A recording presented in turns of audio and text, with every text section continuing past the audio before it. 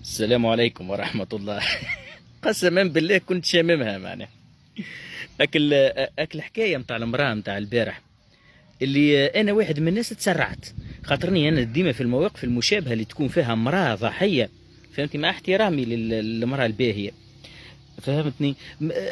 نحاول ما نتسرعش لين تبان الحكايه، خاطر ديما المره الاولى بالكل تبان ضحيه ومسكينه ودرشنيه ومتضامنين معاها، لكن من بعد يظهر العكس، فهمتني. انا البارح تسرعت فيما يخصك المراه اللي ريتوها في الفيديو، شدها راجل يفشخ فيها بالبونيه، وكسر لها وجهها ورقبتها وعمل فيها ما عمل سيدنا علي في الكفره، فهمتي. والناس وملا وحش وملا درشنيه وملا درشنيه. اسمعوا اصل الحكايه شنية.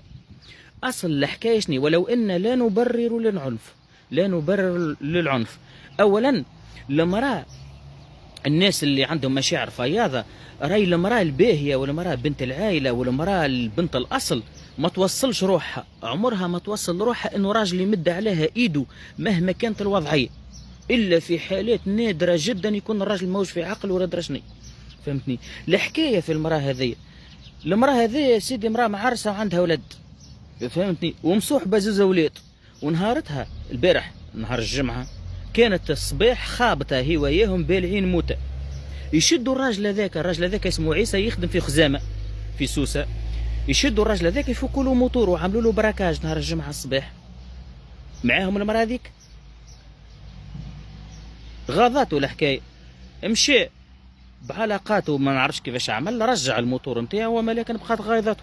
قهرة يا صاحبي، رانا الكلنا تسرقت لنا الموتورات ونعرفوا شنو معناها كالقهرة نتاع انه واحد يتعدى عليك ويسرق لك حاجه.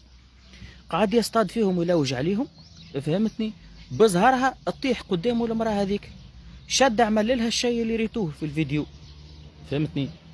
واضح ولا؟ او باش الواحد ما يتسرعش منه هكا ويوزع مشاعره معناها ويتضامن مع ناس هما في حقيقة الأمر حثالة المجتمع.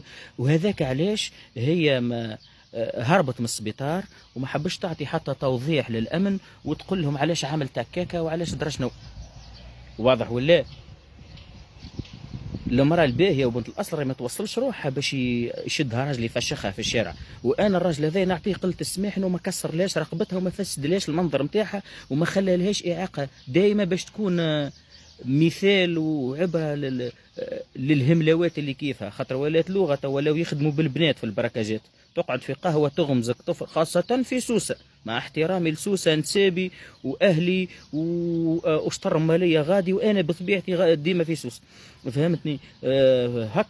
هكا صاحبي، تقعد في قهوة، تقعد في حاجة، هذا كذا وكذا، ونهار كل يبركيو في العباد باللغة هذية بلغة البنات، أو باش تكون عبرة لكل معتبر، وباش الناس اللي توزع في مشاعرها. وانا والله غلطت، انا خاطر حتى الناس اللي حكاوا معايا في الموضوع هذا في الماسنجر قلت لهم اصبروا شويه ساعتين ثلاثه تو تظهر اصل الحكايه شني، وربي ما خيبنيش معناها كما توقعت تماما. ظهرت شنو هي الحكايه، وظهرت انها سارقه، وانه الرجل هذاك مظلوم مسكين، وكل التضامن مع الرجل هذاك، كل التضامن مع السيد هذاك. ومنه هكا اي حد يتعرض لبراكاج اللي تلقاه منهم شد دقدق جد والديه، فهمتني. هلا غالب هاك تمشي تشكي يقول لك برا كريتهم يجي قلنا. السلام عليكم.